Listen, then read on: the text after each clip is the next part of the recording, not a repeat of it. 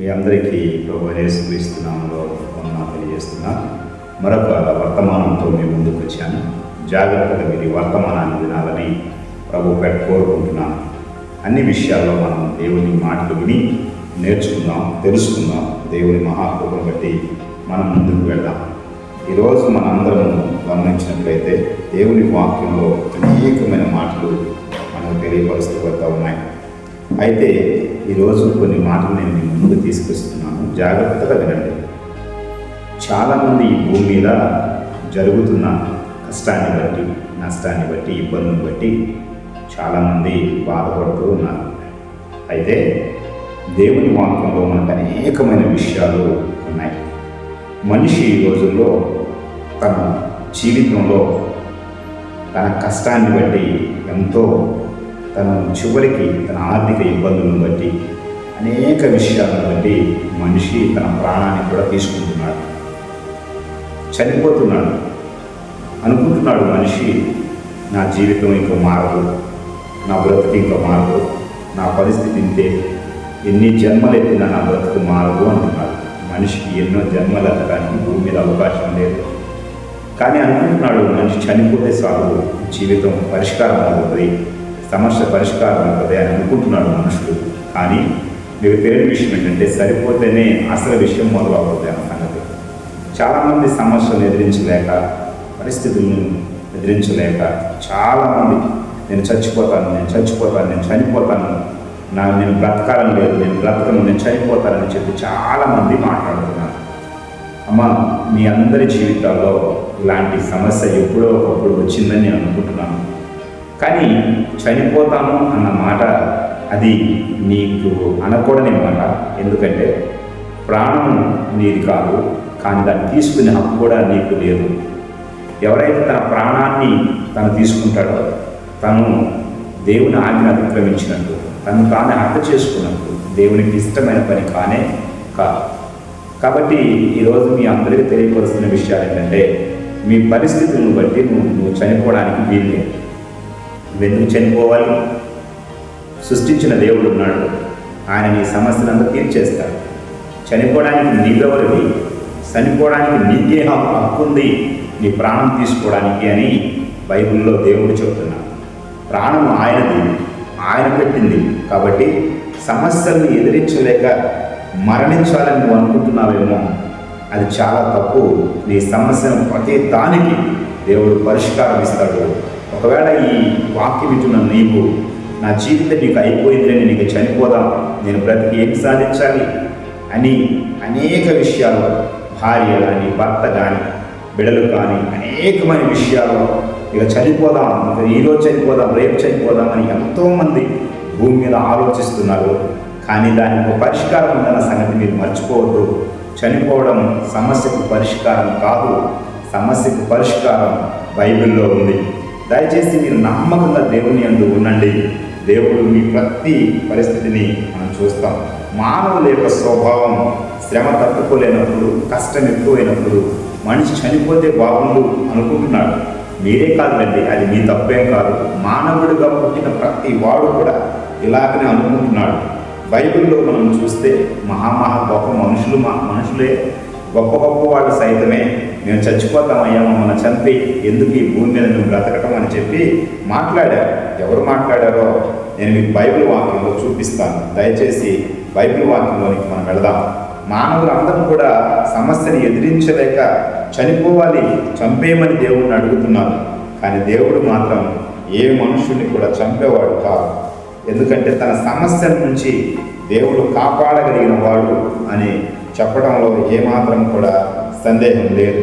అయితే బైబిల్ వాక్యంలో మనం ఏం చూస్తామంటే ఈ సంఖ్యాకాండంలో మనం చూస్తే 11వ అధ్యాయంలో 14వ వచనంలో ఈ మాటను మనం ఈ 13వ వచనం చదువుకుందాం. ఈ సమస్త ప్రజలకు ఇచ్చుటకు మాంసం ఎక్కడిది?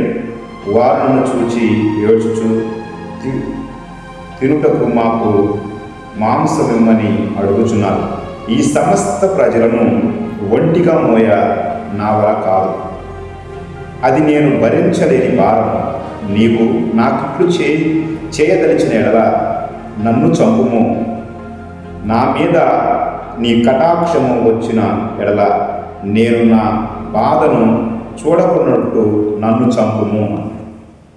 నేను ఈ సమస్యను ఒంటిగా మోయలేకపోతున్నాను, ఈ బాధను నేను భరించలేకపోతున్నాను, ఈ బాధను నేను భరించలేకపోతున్నానయ్యా, నన్ను చంపేయి అని చెప్పి ఒక భక్తుడు మాట్లాడాడు.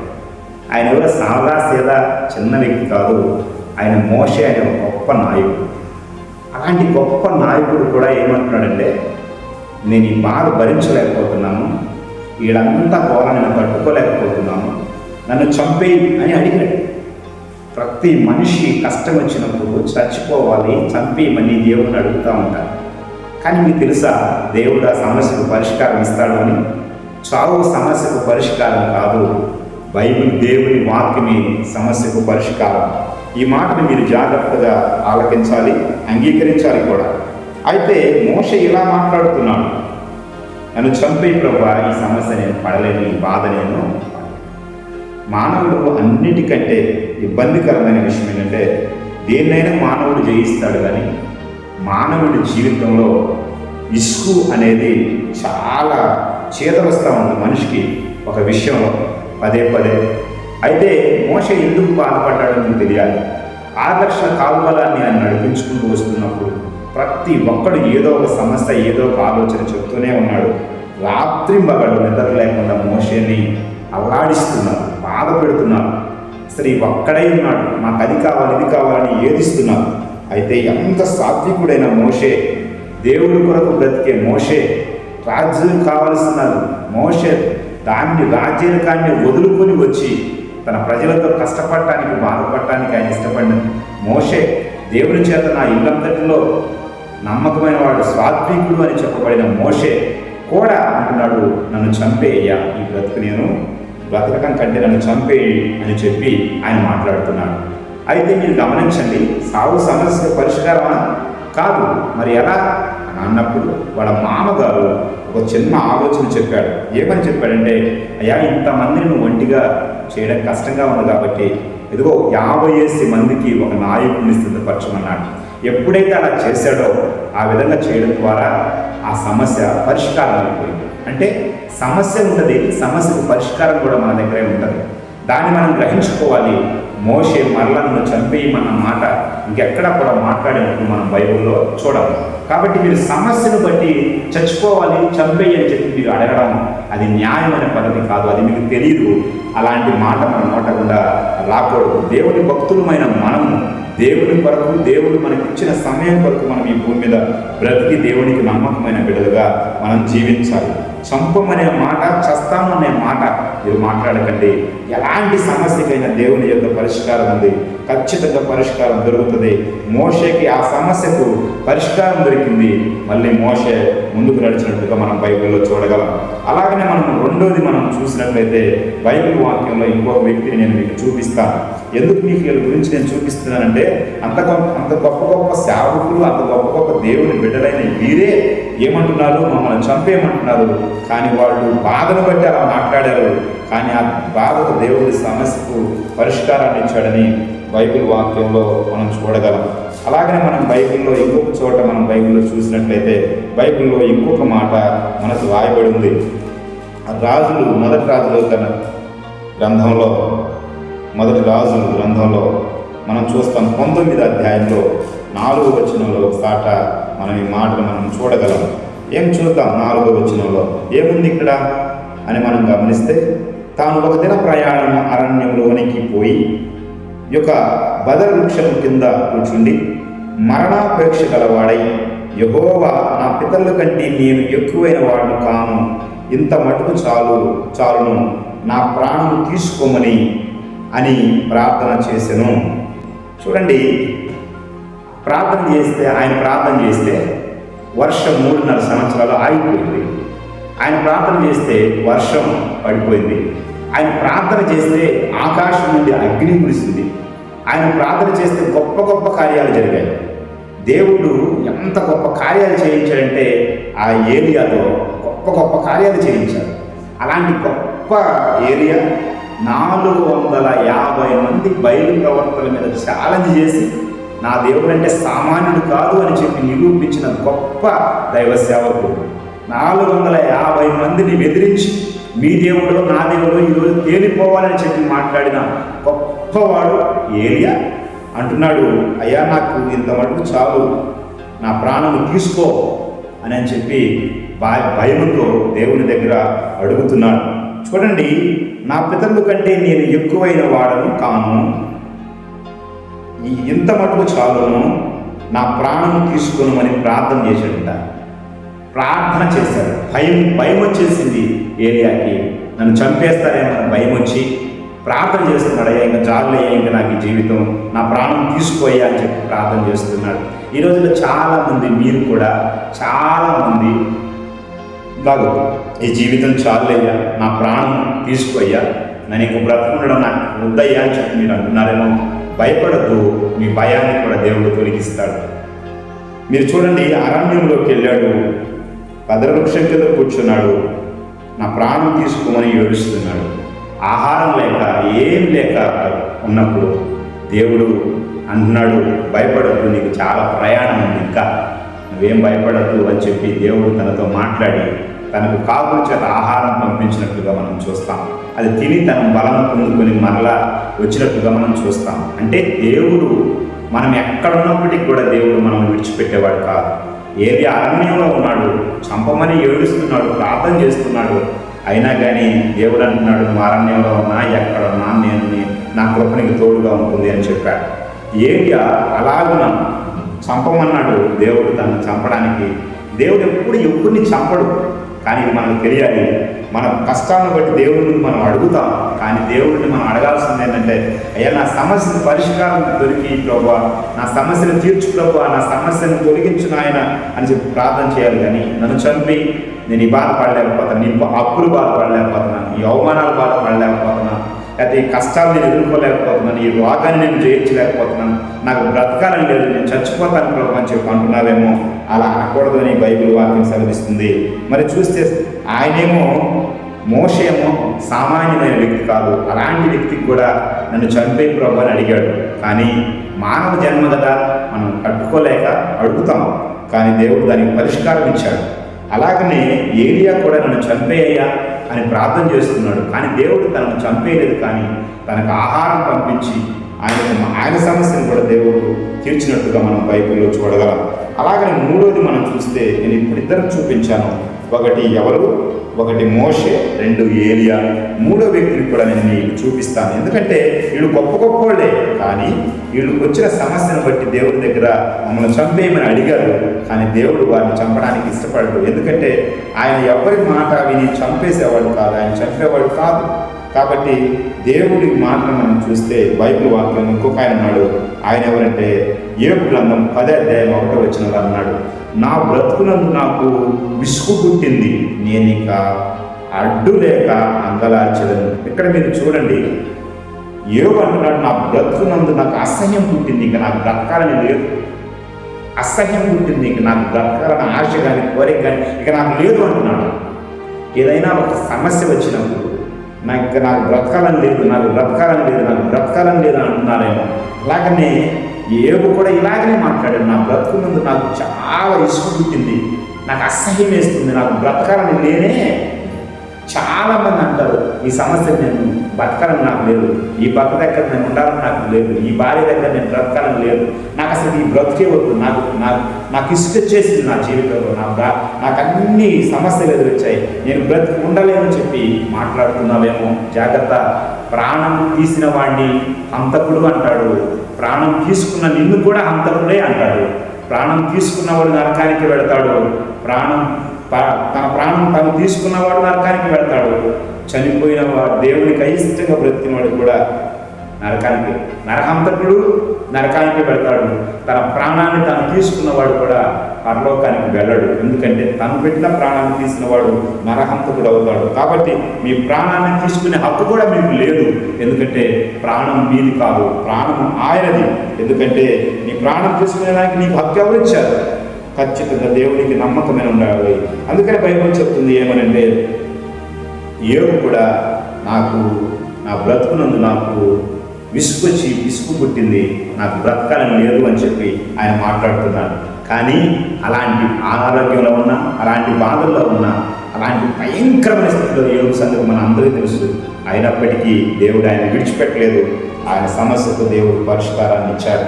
మనం గమనిస్తే మనం చూడగలం, బైబిల్ వాక్యంలో మనం అనేకమైన విషయాలు మనం చూడగలం. అయితే మనము ఈ వాక్యాలను మనం చూస్తున్నప్పుడు ప్రతిదీ మనకి అర్థమైపోతూ ఉంటుంది. తెలుసుకోవాలి. ఏంటంటే మనం తెలుసుకోలేనప్పుడు మనం దేనికి కూడా ముందుకు వెళ్ళలేము. కాబట్టి ప్రతి విషయంలో మనం దేవునికి నమ్మకమైన వారిగా మనం జీవించాలి. ఈరోజు మీరు గమనించినట్లయితే ఇంకొక ఆయన నేను బైబిల్లో మీకు చూపిస్తాను. మీరు జాగ్రత్తగా వినాలని ప్రభు పేట మీకు తెలియపరుస్తున్నాను. బైబిల్ వాక్యంలో ఇంకొక ఆయన మనం చూద్దాం. అది ఎక్కడంటే యోనా గ్రంథంలో ఒక మాట మనకు రాయబడి ఉంది. మనం ఆ మాటను మనం చూద్దాం. ఏమని రాయబడిందో మనం తెలుసుకుందాం. చూసి దేవుని వాక్యాన్ని మనం తెలుసుకుందాం. యోనా గ్రంథంలో 4వ అధ్యాయము 3వ వచనంలో ఒక మాట రాయబడి ఉంది. నేనిక బ్రతుకుట కంటే చచ్చుట మేలు, యెహోవా నన్నిక బ్రతకనీయక చంపుమని యెహోవాకు మనవి చేశాను. చూడండి, యోనా మనం చూసుకున్నాం. ఈయనెవరు? యోనా. ఈయన అంటున్నాడు, నేను బ్రతుకుట కంటే చచ్చుట మేలు, ఇంకా నాకు బ్రతకాలని లేదు, బ్రతకటం కంటే చచ్చిపోవటం మేలు అని చెప్పి మాట్లాడుతున్నాడు. కానీ దేవుడు అంటున్నాడు, దేవుడు తనను బ్రతకనిచ్చాడా, చంపేశాడంటే లేదు. ఆయన చూడండి, మనం చూసినట్లయితే అంతకు ముందుగా సముద్రంలో పడవేసినప్పుడు చావుకు దేవుడు ఆజ్ఞాపించి ఆయన బ్రతికించినట్లుగా మనం చూస్తున్నాం.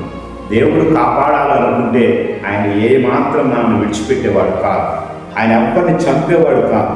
అయితే నేను ఇక బ్రతుకుట కంటే చచ్చుట మేలు, యెహోవా నన్నిక బ్రతకనీయకు అని చంపమని యెహోవా కంట మనవి చేసినట్టు, నన్ను చంపి నన్ను ఎందుకు బ్రతికించేది అని చెప్పి మాట్లాడండి.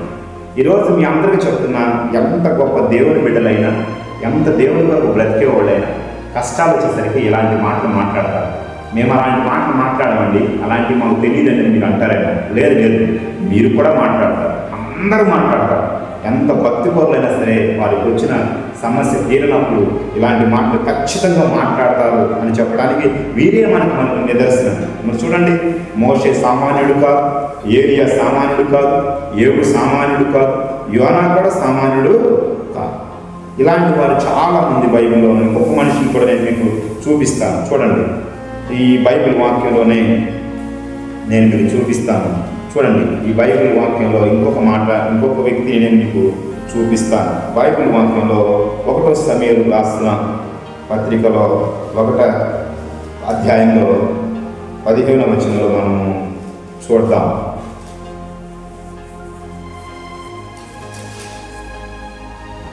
ప్రతి విషయంలో మనం జాగ్రత్తగా దేవుని మాటను మనము వినాలి, తెలుసుకోవాలి. అలాంటప్పుడు మనకి దేవుడి కృప మనకు తోడుగా వస్తుంది.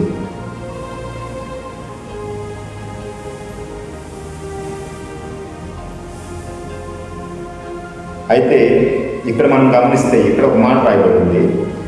1వ సమూయేలు గ్రంథంలో 1వ అధ్యాయం 15వ వచనంలో ఒక మాట ఉంది. అన్న, అది కాదు నా ఏలినవాడ, నేను మనోదుఖం గలదానై ఉన్నాను. నేను ద్రాక్షారసమైనను మద్యమైనను పానము చేయలేదు, కానీ నా ఆత్మ యెహోవా సన్నిధిన కుమ్మరించుచున్నాను అని. ఈ మాటని మీరు జాగ్రత్తగా వినండి. అన్న అంటుంది, మత్తురాలై పడి ఉన్నావా అని ఏలి మాట్లాడుతుంటే అన్న అంటుంది, నేను మత్తురాలై పడడం లేదయ్యా, నేను దేవుని సన్నిధిలో నా ఆత్మను కుమ్మరించుచున్నాను అని. అంటే అర్థం ఏంటంటే దేవుని మందిరంలో తన ఆత్మను కుమ్మరించింది అంట. ఈరోజు మన అందరము తెలుసుకోవాల్సిన విషయం ఏంటంటే,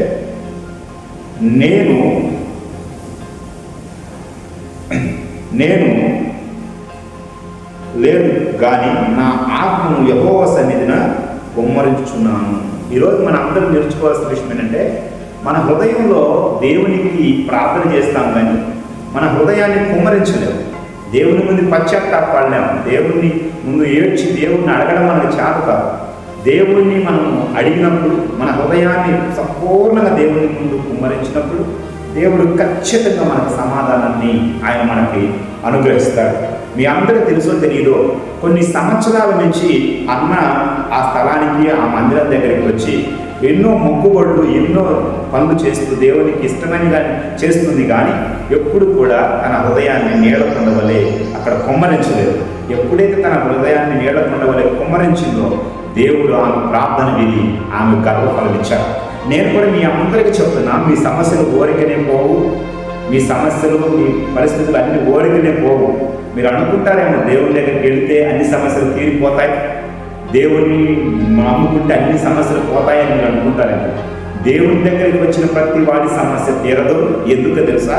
బైబిల్ చెప్తుంది, ఎప్పుడైతే నిజముగా మొరపెడతాడో, ఎవడైతే దేవుని మందిరంలో తన హృదయాన్ని కుమ్మరిస్తాడో, ఎవడైతే దేవునికి ఇష్టమై ఉంటాడో వాడిని మాత్రం ఖచ్చితంగా దేవుడు రక్షిస్తాడు, దీవిస్తాడు, కాపాడతాడు. కాబట్టి చచ్చిపోవాలి, ఈ బ్రతుకు నా పొద్దు అని ఎవరైనా అనుకుంటే దయచేసి ఈ వాక్యం తర్వాత నేనెందుకు చనిపోవాలి, నాకేం అవసరం, నేను చనిపోవాల్సిన అవసరం నాకు లేదు, నా యేసయ్య నాకున్నాడు, నా యేసయ్య నన్ను బాగు చేస్తాడు, నా యేసయ్య నన్ను బ్రతికిస్తాడు అని చెప్పి ఒక తీర్మానం తీసుకోండి.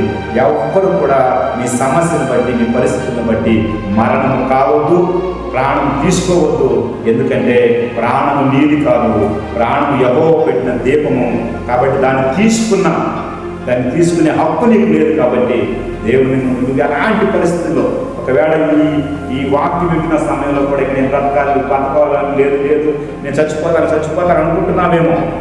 కాబట్టి నేను మీ అందరికీ చెప్తున్నాను, మీరు చచ్చిపోవద్దు. దేవుని దగ్గర అడగండి, మీ సమస్యకు పరిష్కారం వస్తుంది. ఖచ్చితంగా దేవుడు నీకు పరిష్కారాన్ని ఇస్తాడు. ఇది నమ్మితే నువ్వు సమస్తం సాధిస్తావు. అయితే దేవుని ముందు నీ హృదయాన్ని కుమ్మరించి ఆయన అడుగు. సమస్యకు సాగు పరిష్కారం కాదు, దేవుడే పరిష్కారం. ఈ మాటని మీరు జ్ఞాపకం ఉంచుకోండి, మీ హృదయంలో ఉంచుకోండి. దేవుడు మిమ్మల్ని, మీ కుటుంబాలని దేవుడు నిండాలుగా దీవిస్తాడు. ఈ వాక్యానుసారంగా జీవించండి, వాక్య ప్రకారం బ్రతకండి. దేవుడు అద్భుతం మీ జీవితంలో జరిగిస్తాడు. చంచిపోతాననే మాట మీరు మాట్లాడద్దు, నన్ను చంపేయి ప్రభువా అని మాట్లాడద్దు.